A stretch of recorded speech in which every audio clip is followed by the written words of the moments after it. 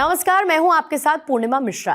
हमारे खास प्रोग्राम क्या कहते हैं नरेंद्र मोदी में आज आपको सुनवाएंगे पीएम मोदी का वो ऐतिहासिक भाषण जो उन्होंने 12 जुलाई 2022 को देवघर झारखंड में दिया।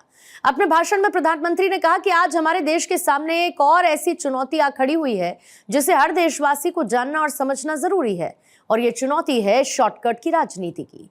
बहुत आसान होता है लोक लुभावने वादे करके शॉर्टकट अपनाकर लोगों से वोट बटोर लेना, लेकिन ये बहुत बड़ी सच्चाई है कि जिस देश की राजनीति शॉर्टकट पर आधारित हो जाती है उसका एक ना एक दिन शॉर्ट सर्किट भी हो जाता है। साथियों, आपने अपना स्नेह देकर मुझे जिस तरह अपना ऋणी बना लिया है उसको मैं तेज विकास करके, सबका विकास करके चुकाने का ईमानदारी से प्रयास करता रहा हूं, करता रहूंगा। आज 16,000 करोड़ रुपए से ज्यादा की ये योजनाएं इसी दिशा में एक महत्वपूर्ण कदम है। भाई और बहनों, भारत आस्था, अध्यात्म और तीर्थ स्थलों की धरती है।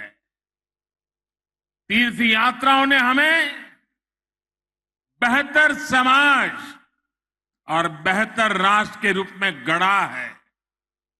हमें देवघर को ही देखे तो यहां शिव भी है और शक्ति भी है।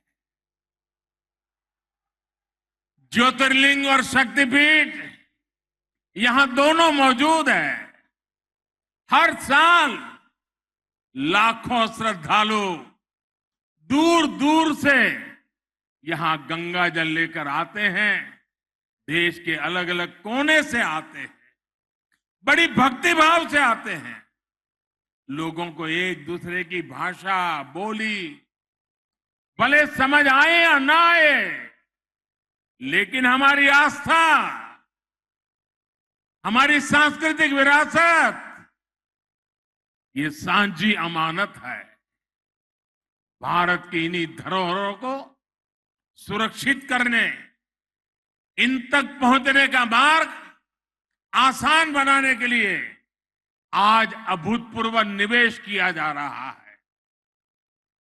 बाबा बैद्यनाथ धाम हो, काशी विश्वनाथ धाम हो, केदारनाथ धाम हो, अयोध्या धाम हो, रामायण सर्किट हो, भगवान बुद्ध से जुड़े पवित्र स्थान हो, देश में आस्था, आध्यात्म और ऐतिहासिक महत्व से जुड़े हर स्थान में आधुनिक सुविधाएं तैयार की जा रही है।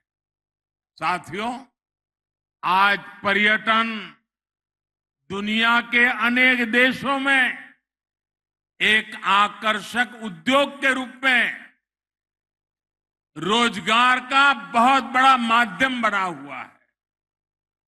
आज पूरी दुनिया में अनेक देश हैं जिनकी पूरी अर्थव्यवस्था सिर्फ और सिर्फ पर्यटकों के भरोसे चल रही है।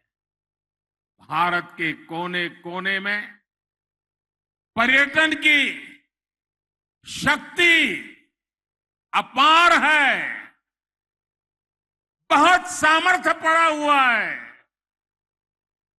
हमें इसे और बढ़ाने की जरूरत है। आज दुनिया नए स्थानों को, नए कल्चर को, नई चीजों को देखना चाहती है, समझना चाहती है, जुड़ना चाहती है। लोग कुछ दशक पहले की विरासत देखकर आंखें चौड़ी करती लेते हैं। उनको कभी कभी लगता है अच्छा है, लेकिन जब भारत में आते हैं और यहां हर कोने में, हर पत्थर पे हजारों साल पुरानी यादें वहां पर समाहित हुई देखते हैं। हजारों साल पुरानी इन महान परंपरा दुनिया जब देखती है तो वो चकाचौंध उनके मन को प्रभावित कर देती है। इसलिए आज ये समय की मांग है कि भारत अपनी विरासत को ज्यादा से ज्यादा और तेजी के साथ संरक्षित करे, वहां आधुनिक सुविधाएं बढ़ाए। और हम ये पूरे देश में देख रहे हैं कि बीते वर्षों में जिन भी तीर्थ स्थलों को आधुनिक सुविधाओं से जोड़ा गया, वहां यात्रियों की संख्या, पर्यटकों की संख्या अनेक गुना बढ़ गई है। इसका सीधा लाभ वहां रहने वाले आसपास के गांव के लोग, आसपास के जिले के लोग, उनको इनका बहुत बड़ा लाभ होता है। मैं बाबा धाम के आप लोगों को बाबा विश्वनाथ की नगरी काशी का एक उदाहरण देना चाहता हूं। जब से काशी में विकास ने गति पकड़ी है, काशी विश्वनाथ परिषद का सुंदरीकरण हुआ है, बनारस आने वाले श्रद्धालुओं की संख्या में कई गुना बढ़ोतरी हुई है। 3 साल पहले की तुलना में इस साल वाराणसी में अभी तक 3 गुना अधिक यात्री आए हैं। इस वृद्धि के चलते होटल वाले हो, ढाबे वाले हो, नाव वाले हो, ऑटो रिक्शा वाले हो, फूल पौधे बेचने वाले हो, पूजा का सामान बेचने वाले हो, इतना ही नहीं, चाय बेचने वालों को भी बहुत फायदा हो रहा है। उनका कारोबार बहुत बड़ा है। वहां जो हस्तशिल्प का काम होता है, कारीगर बुनकर जो सामान बनाते हैं, उसकी बिक्री भी बहुत ज्यादा बढ़ी है। साथियों, ऐसा ही प्रभाव हम केदारनाथ धाम में भी देख रहे हैं। जब वहां पुनर्निर्माण नहीं हुआ था, जब वहां सुविधाएं नहीं बढ़ी थी, तो कपाट खुलने की शुरुआती 2 महीने में एवरेज 2-2.5 लाख यात्री आते थे। इस साल कपाट खुलने के शुरुआती 2 महीनों में करीब करीब 9 लाख श्रद्धालु बाबा केदार के दर्शन कर चुके। ऐसा ही एक उदाहरण आपको पता होगा, गुजरात में मां नर्मदा के तट पर सरदार वल्लभ भाई पटेल की विश्व की सबसे ऊंची प्रतिमा बनी है, स्टैच्यू ऑफ यूनिटी। उस जगह पर जाने के, उसके निर्माण के कारण, और वो पूरा क्षेत्र मेरे आदिवासी भाई बहनों का क्षेत्र है, वहां हमारे आदिवासी भाई बहन की रोजी रोटी कमाते हैं।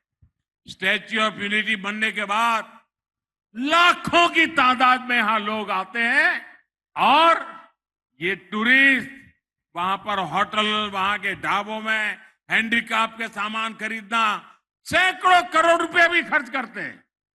इसका सीधा लाभ वहां रहने वाले लोगों को हो रहा है, मेरे आदिवासी भाइयों बहनों को हो रहा है।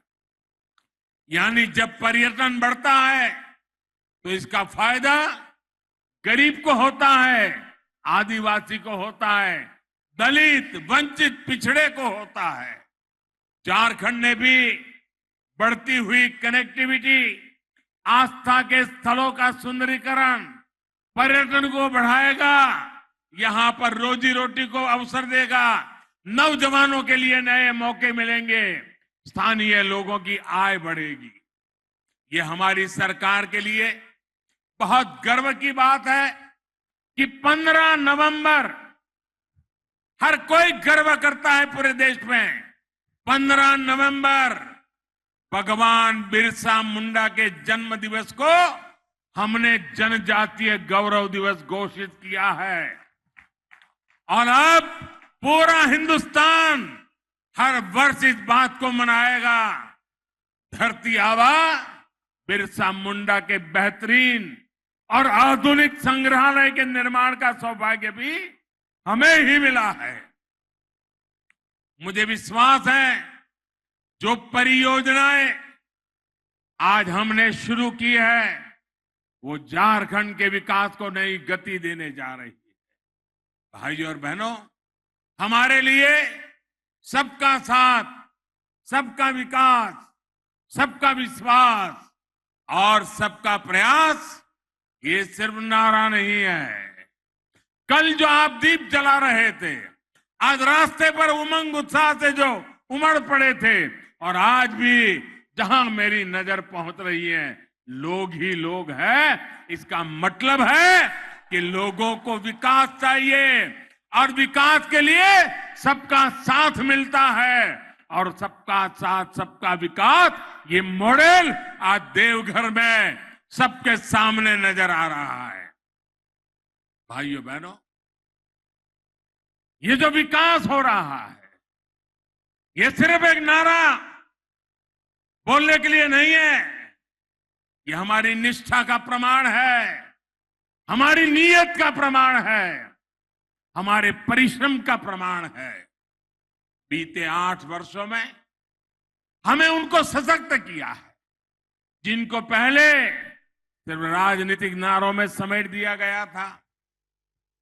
वो गरीब, वो आदिवासी, वो दलित, वो पिछड़ा, वो हमारी बहनें, बेटियों, जिनका नंबर हमेशा सबसे अंत में आता था, वो आज हमारी सरकार के लिए पहली पंक्ति में है, हमारी प्राथमिकताओं में पहले पायदान पर है। वो क्षेत्र जो विकास की दौड़ में पीछे रह गए, हम उनको आगे लाने के लिए दिन रात मेहनत कर रहे हैं। साथियों, आज बाबा धाम में मैं आपसे एक सवाल करना चाहता हूं। आप मुझे जवाब देने की जरूरत नहीं है, लेकिन मन में सोचिए, आज जो काम हो रहे हैं, देश यही है, लोग यही है, दफ्तर वही है, अफसर वही है, तो क्या पहले होने चाहिए थे कि नहीं होने चाहिए थे? ये काम पहले होने चाहिए थे कि नहीं होने चाहिए थे? कौन रोकता था उनको? भाइयों बहनों, इसका एक बड़ा कारण था, सरकारें कुछ होती हैं जिसके दिल में सेवा भाव नहीं, सत्ता भाव भर जाता है, और ये सत्ता भाव के कारण वे लंबे समय तक जो सरकारों में रहे, उनकी प्राथमिकता सत्ता, सर्वसत्ता, सबदूर सत्ता, कहां से मिले वहां से पाना, सिर्फ सत्ता, यही उनका ख्याल, यही उनका मंत्र, वही उनकी प्राथमिकता। सेवा कभी उनकी प्राथमिकता नहीं रही। अगर रहती तो देश आज आजादी के 75 साल मना रहा है, बहुत आगे पहुंच चुका होता। भाइयों, ऐसे में व्यवस्था ऐसी बन गई कि जिसके पास पहुंच थी, सिफारिश थी, जो धनवान था, वही सारी सुविधाओं तक पहुंच पाता था और सारी सुविधाएं उसी के लिए समर्पित हो जाती थी। पहले से जितने दूर थे, जो गरीब थे, दलित थे, पिछड़े, आदिवासी थे, उन तक सुविधा भी उतनी ही देर से पहुंचती थी, उनका नंबर ही नहीं लगता था। इसलिए झारखंड को, संथाल परगना के इस बहुत बड़े क्षेत्र को सुविधाओं के लिए लंबा इंतजार करना पड़ा। और मुझे गर्व है कि भाजपा की सरकार, एनडीए की सरकार गरीब की सेवा की भावना से उनके लिए जी जान से काम कर रही है।